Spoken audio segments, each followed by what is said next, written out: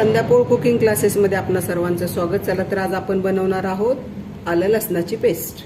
आता ही आलं लसणाची पेस्ट कशी बनवायची हे पाहूया आणि कोणत्या प्रमाणात बनवायची हे पाहूया. सोललेला लसूण अर्धा किलो आणि अद्रक पावशर असं प्रमाण घ्यायचं आहे मोजून आणि त्याची पेस्ट बनवायची आहे.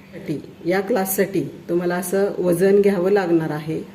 त्याची प्रत्येक गृहिणीने आपल्या किचनमध्ये असं वजन ठेवायलाच हवं. आता हे वजन 300 रुपयापासून ते मिळतं मार्केटमध्ये, ॲमेझॉनला देखील मिळतं. तर आपण आता वजन करूया. आहे 0 जी आलेलं आहे ह्याचं वजन करूया. ह्याचं वजन आलेलं आहे 62 ग्रॅम. आता आपल्याला ह्या भांड्याचं वजन नाही पाहिजे तर मग आपण काय करायचं, 0वर आणायचं. ग्रॅममध्ये झालं तर मिलीमध्ये करायचं असेल, लिक्विड मोजायचं असेल तर तुम्ही ml मध्ये येणार, 0 ml. आणि ग्रॅममध्ये 0 जी ग्रॅम.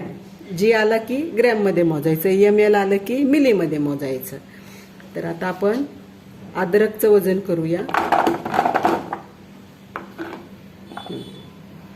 अद्रक किती आले, 251 ग्रॅम, 250 ग्रॅम. ठीक आहे, 251. आता 1 ग्रॅमसाठी कुठं छिलका काढायचा, तर पावशर आपलं अद्रक झालेलं आहे. मार्केटमधून आणलं अद्रक की पाण्यात तासभर ठेवायचं, त्याची माती जाते निघून आणि नंतर स्वच्छ धुवून ते कोरडं करायचं आहे. चाळणीवर टाकून कोरडं करायचं आहे, त्याचे छिलके काढायचे आहे आणि वजन करायचं आहे पावशर. आता आपण लसणाचं वजन बघूया. आता हे 0वर आणायचं आहे. लगेच ह्याचं वजन येणार किती, 62. आता आपल्याला 62 ह्याचं वजन करायचंच नाही, आपल्याला 62 नाही पाहिजे, आपल्याला 0वर आणायचं. ग्रॅम घ्यायचं आहे आपल्याला.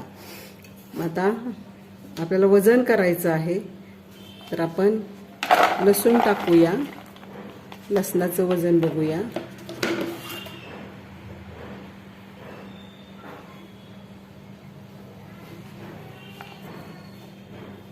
$479.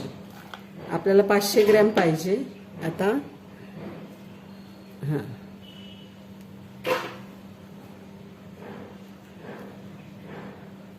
500 ग्रॅम झालं. हे 500 ग्रॅम झालं.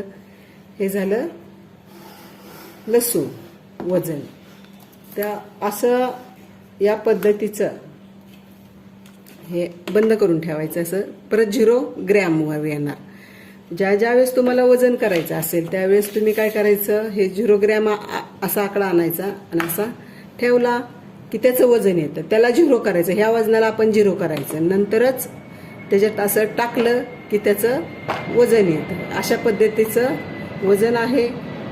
या क्लासला तुम्हाला टोमॅटोचं वजन करावं लागणार आहे, कांद्याचं वजन करावं लागणार आहे. तर 250 ते 300 रुपयापर्यंत हे वजन मिळतं आपल्याला मार्केटमधून. आणि आता ही आलं लसणाची पेस्ट पाणी न घालता आपल्याला बनवायची आहे. आणि कोरडं वाटत असेल आणि वाटलं जात नसेल तर तेल घालायचं आहे 1-2 चमचे आणि थोडं तेल घालून ते वाटून घ्यायचं आहे. आणि अशी आलं लसणाची पेस्ट बिर्याणीसाठी किंवा इतर भाज्यांसाठी अशी करून ठेवायची आहे. ही अशी आलं लसणाची पेस्ट मिक्सरमधून करून घेतलेली आहे.